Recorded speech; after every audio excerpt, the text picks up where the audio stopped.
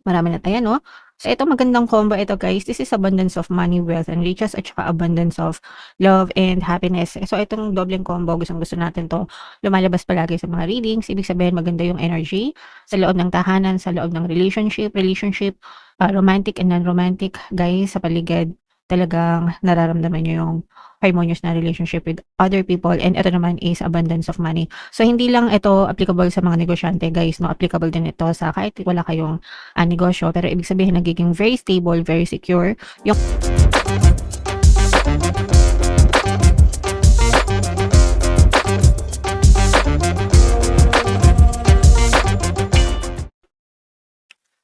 hello guys, hello Taurus, welcome back to Pinay Pixie Tarot. Ang pamagat ng episode natin for tonight is um monthly horoscope guys para ngayong June.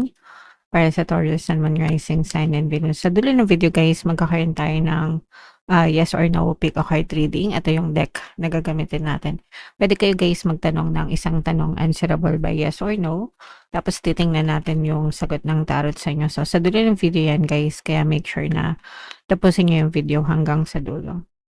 So unahin natin tong deck na to. Ito yung angel messages para sa inyo. Yung first message natin guys, you're ready. Handa ka na, no? Handa ka na sa panibagong chapter ng buhay mo, handa ka na sa mga blessings, sa mga pagpapala, handa ka na sa mga positive changes na darating sa inyong mga kapiksi. So kapag ready na kayo guys, doon talaga binibigay ni universe yung mga dasal nyo. Kaya make sure na palagi kayong naghahanda, palagi kayong nagre-ready, palagi kayong nag-anticipate ng pagsagot sa mga dasal nyo. Kung meron kayong pinagpipray, pinagpapanata, pinagdadasal, kailangan palagi kayong nasa receptive state. Pag sinabing receptive state, guys, ready to receive, okay? So, dapat hinahanda nyo yung sarili nyo, mga kapiksing. Another message para sa inyo, peaceful resolution. Ito guys, magandang mensahe to kasi ibig sabihin, nagkakaroon ng mga solusyon, nagkakaroon ng payapang resolution. No? Pag sinabing peaceful resolution, kapayapaan sa buhay mo, dadating yung mga solusyon sa mga problema mo, sa mga bagay na pinagdadaanan mo sa buhay, kapiksi, okay? So, very promising yan, guys.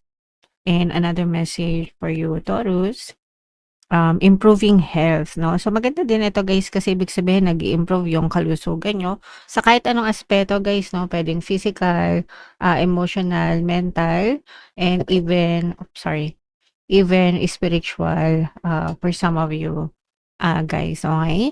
So, again, but of course guys, pagdating sa kalusugan, palagi kong sinasabi sa inyo na wag nyong i-take for granted yan. Make sure na nagpapakonsulta kung kinakailangan, no, sa mga doktor or manggagamot guys. So, ito i-main nyo na tong mga peaceful resolution and to improving health guys, good health, no? Main nyo na sa comment section. So, ito naman ay sa love message or love advice para sa inyo ngayong buwan na to, mga kapiksi. So, ito yung image ng card kumukha ni Papa Pino guys. Kumukha talaga siya ni Papa P, mga kapiksi. So, ito yung ating message, no?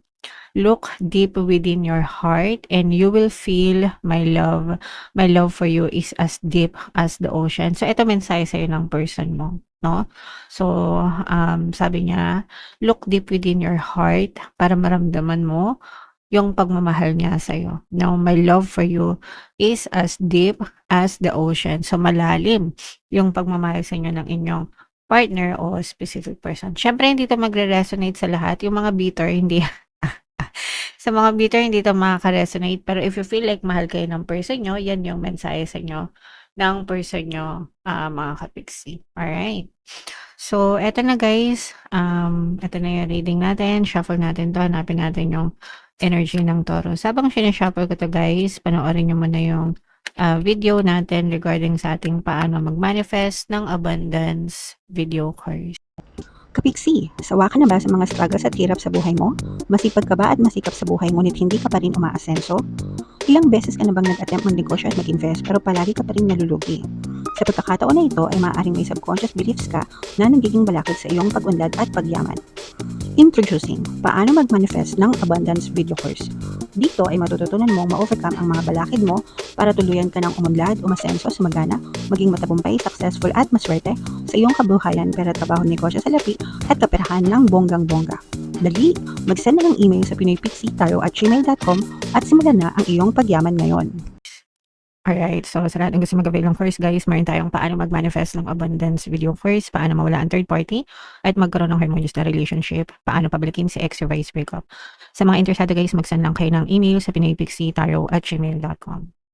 And sa mga naghahanap ng pampaswerte guys, meron tayong money shaker jar. Ito yun guys, no? Super liit na bote pero super effective, super powerful guys. At saka ito, marami na tong success stories mga kapixie. So ito yung ating WhatsApp number. Sa mga gustong mag-avail, chat nyo lang ako dyan guys. So, yung bote na yan guys, pwede yung pampaswerte sa kabuhayan, pera, trabaho, negosyo, salapi, life in general. Huwag na kayo magpahuli guys. So, Taurus kayo in represent ng King of Pents. Meron din tayo dito another Earth sign, Capricorn, Taurus, Virgo, Fire sign, Aries, Leo, Sagittarius.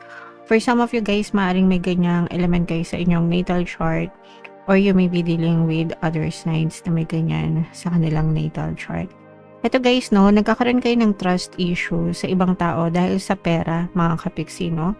Pwedeng kayo yung umutang sa ibang tao, tapos hindi kayo nakakabayad, tapos nawawalan sila ng tiwala sa inyo. Or pwedeng baliktad, kayo yung nagpautang sa ibang tao, tapos hindi kayo nababayaran, puro pangako, ganyan.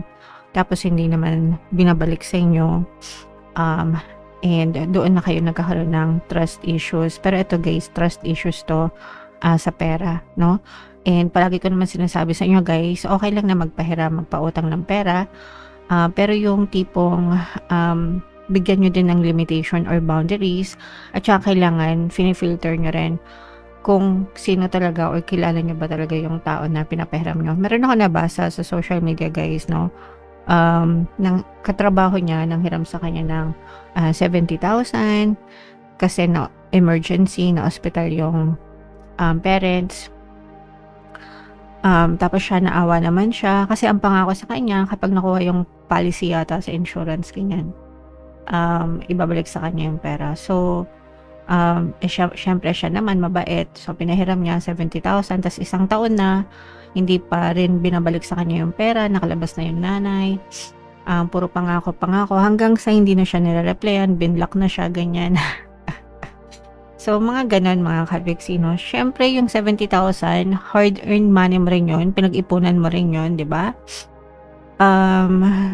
And kayo yung magde-decide kung saan nyo dadalhin or kung sino yung papahiramin nyo ng pera. Pero ang lesson kasi dito guys, again, it's okay na magpahiram ng pera, pero wag yung tipong lahat ng kinabukasan mo, savings mo, no, na to the point na wala nang matira sa'yo. Tapos yun nga, hindi mo naman kilala yung tao, mga kapixie. So mag-ingat din kayo sa mga ganun kasi parang nagiging scam na rin siya nowadays, okay? Now, pagdating naman sa positive, ito guys, mamamanifest nyo itong magandang energy pagdating sa negosyo. Yung mga negosyo nyo guys, no, lalong nag-i-improve. Ito nga guys, di ba meron tayong message dito, peaceful resolution, or nag-i-improve, no? Actually, nag-i-improve yung mga negosyo ng iba sa inyo. Especially guys, if meron kayong collaboration, partnerships, yan, nakakatulong yan sa mga negosyo nyo, lalo na ngayon nowadays yung mga social media influencers, yung mga nagvo-vlog, ganyan, malaki yung tulong nila, or yung affiliate marketing, malaki yung naitutulong nila, no, sa success ng negosyo ng ibang tao kasi pinopromote nila. So yung iba sa inyo guys, kung meron kayong paraan na pwedeng mag-promote yung ibang tao, i-promote yung negosyo nyo, yung business nyo, so, more on sa negosyante to mga kapixie, talagang mag-i-increase, papaldo-paldo talaga yung income nyo, guys, okay? So, i-main-main nyo na yan, paldo-paldo yung negosyo, mag-i-increase yung negosyo, lalago yung negosyo. Lalo na guys, pag nag-avail kayo nitong money shaker jars, yung mga negosyante natin, na mga may tindahan, may mga business, no? Pumapaldo yung negosyo nila dahil sa money shaker jars. Marami na, ayan, no? So, ito magandang combo ito guys. This is abundance of money, wealth, and riches at saka abundance of love and happiness. So, itong dobleng combo, gustong-gusto natin to. Lumalabas palagi sa mga readings. Ibig sabihin, maganda yung energy sa loob ng tahanan, sa loob ng relationship, romantic and non-romantic. Guys, sa paligid, talagang nararamdaman nyo yung harmonious na relationship with other people, and ito naman is abundance of money. So hindi lang ito applicable sa mga negosyante guys, no, applicable din ito sa kahit wala kayong negosyo, pero ibig sabihin nagiging very stable, very secure yung pasok ng pera sa inyo, magaan yung daloy ng pera sa inyo. For some of you guys, may mga bagong opportunity pero may block ito guys, no, ibig sabihin binablock nyo yung pagpasok ng mga magagandang offer, mga magagandang opportunity, mga magagandang project or contract dahil sa pagiging nega nyo or dahil sa mga limiting beliefs nyo guys, no. So kunwari nag-apply kayo ng trabaho tapos imbis na ikaw yung makuha, matanggap kasi qualified ka naman, iniisip mo na baka hindi ako matanggap, baka ibang aplikante yung matanggap, yung mga ganon. So nililimit mo agad yung potential na sana ikaw na yung nakuha dahil nagnega ka. Yun yung ibig sabihin ng limiting beliefs guys. So, ibig sabihin, pag may ginagawa kayong action sa physical reality nyo, dapat hindi nyo sinasabayan ng pagiging nega. Instead, mag-affirm kayo guys, everything is always working out in my favor. Palaging pabor sa akin ng sitwasyon para kahit na anong gawin nyo, mga kapiksi, kayo palagi yung panalo, kayo palagi yung winner sa buhay nyo. Guys, okay? Alright. So, yeah. Ito, i-mind nyo na itong dobleng combo ng abundance na to guys, at saka itong mga manifestation ng success sa negosyo mga kapiksi, kasi talagang sa-success kayo sa negosyo ng bonggang-bongga guys. So ito yung ating yes or no pick a card reading.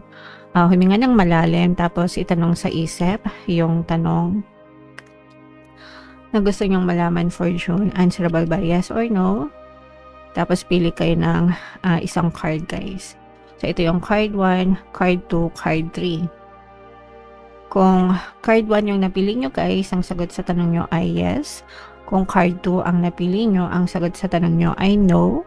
And kung card 3 naman, ang sagot sa tanong nyo ay yes mga kapiksi. Alright?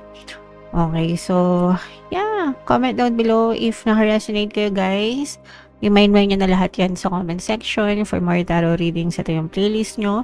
Ito naman yung ating success stories ng paano mag-manifest ng abundance video course. Panoorin nyo itong video natin guys about money shaker jars. Thank you for liking, sharing, and subscribing. See you next time. I love you all. Have a nice day. Bye-bye.